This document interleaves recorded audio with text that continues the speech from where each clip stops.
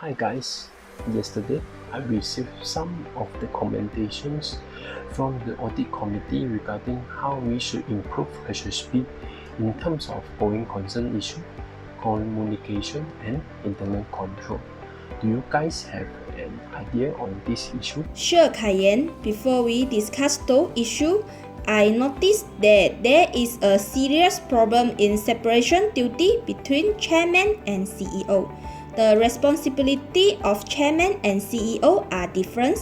Chairman is focused on CEO communication mediums, monitor performance review, and executive compensation, oversee the recruitment of new director, and lead leadership development discussion. On the other hand, the CEO will focus on the company strategy and operational need without allocating sufficient time to governance issues and other board matters.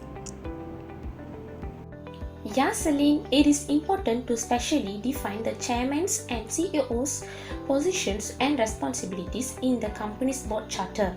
As one of the BOD members of HHB, I suggest that Gary be CEO if he was interested in being highly involved in day-to-day operation, while Jasmine will be COO tasked with overseeing day-to-day administrative and operational functions of the business. Independent chairman is required to be appointed for HHB.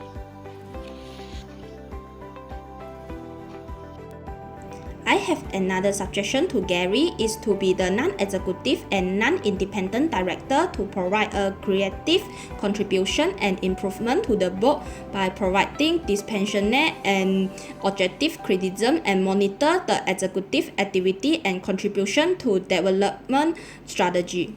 For this suggestion, Jasmine will have 100% of decision-making power to manage and administer the day-to-day operation and running of HHB.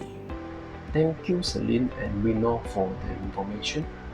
We will discuss this issue in detail in the next meeting. Sorry for interrupting Kayen. For the going concern issue, we should focus on the board composition and board effectiveness.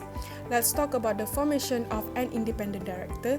To ensure there is an effective board, there are few ways to attract the independent director, which are motivating factors and reputation matter. In motivating factor, it's separated into two categories, which are extrinsic and intrinsic. For extrinsic reason, include additional income and status. As a board of director, we can increase the remuneration of independent director and also give more benefits like bonuses to attract them as independent director.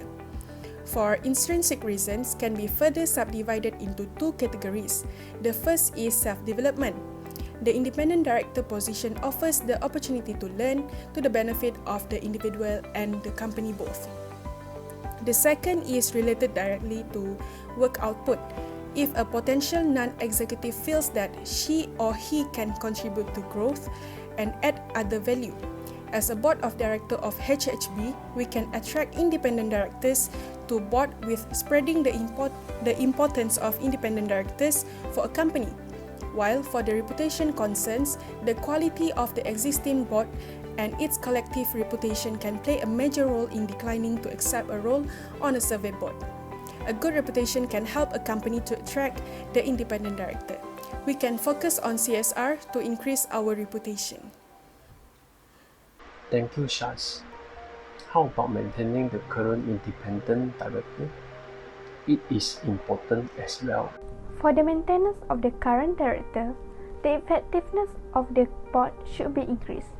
Once the effectiveness increases, the quality of the board increases, which means that the confidence of independent director will increase. One of the perspectives in culture can help the board quality increase. As we know, every company has a unique culture based on its past, present, and the legacy it aims to live in the future. HHB can implement the characteristic of a strong board culture. Every board member plays an important role to help in forming a good culture. In order to make the board successful, all the members should understand HHB, their competitor, and the industry. One other way that can make it successful is to bring the culture during the board agenda and discuss it. Sounds good. How about the remuneration? Do you have any idea, Pino? For the remuneration, HHB can measure the director's performance by referring to the KPIs of the company. Let me take an example. The independent director will be paid based on the attendance in the board meeting. We can refer to Hiap Quad Holding Berhad for HHB guidance. We can refer to their duties and responsibilities, and the remuneration committee will determine its director's salary increment, bonuses and incentive according to their performance measurement. Thank you so much, Pino, for the communication. Does anyone have an idea?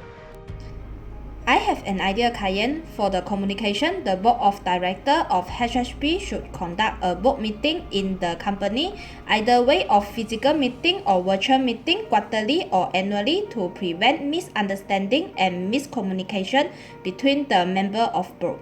For example, board of directors of HHB can have closed meeting and also special meeting for the member of board and his subsidiary. Closed meeting allow members to speak openly and honestly about their problem or situation, knowing that everyone else in the room was experienced similar situation. However, for the special meeting are unscheduled meeting called from time to time by the board for a specific purpose. Special meeting usually address issues that need immediate attention or need more time and discussion than can be handled in rolling board or annual meeting. Other than that, we should invite investment management unit to join the board meeting. The role of investment management unit included ensuring the company's subsidiaries are maintained, accounted for, and well utilized.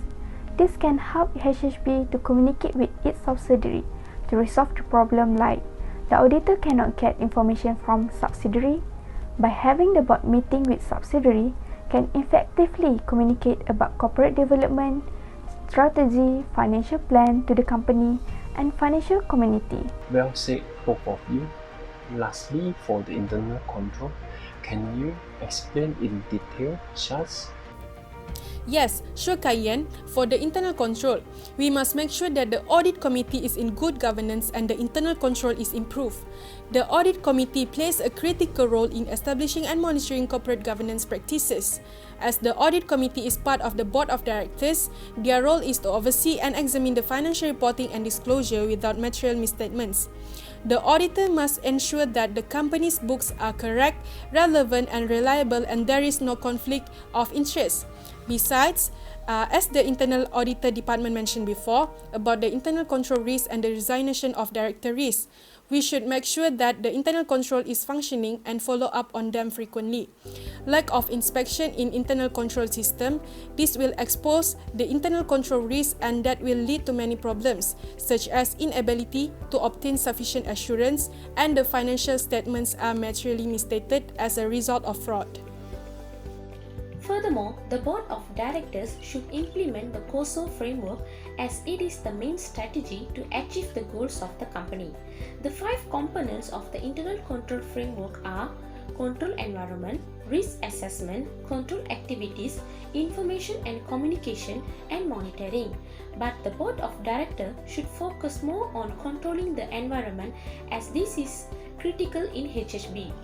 Control environment is the set of standards, processes, and structures that provide the basis for carrying out internal control across the organization, and it is an umbrella over the other 4 components of internal control. The Board of Directors and senior management establish the tone at the top regarding the importance of internal control, including expected standards of conduct. The control environment comprises the integrity and ethical value of the organization. Based on HHB, the director and top management are not concerned about control of the environment, ethical value, and accountability. So, board level should ensure that who is following the ethical value and who is not. They should have high value and seek to promote honesty and integrity among their employees on a day-to-day basis. Clearly, if it is evident that such values do exist and communicate effectively to employees, this will reduce the risk of material misstatement in HHB company. Moreover, the integrity and ethical value is one of the qualities to nominate or appoint a new board of directors. The board should analyze the background, experience, and other information about the person who is appointed as a board of directors. Alright, thank you for the idea and decisions for the best governance implementation as well as the formulating appropriate strategic move for HSP. We will take the consideration of the issues and the decisions. We try to fix the problem to make the company better. Thank you.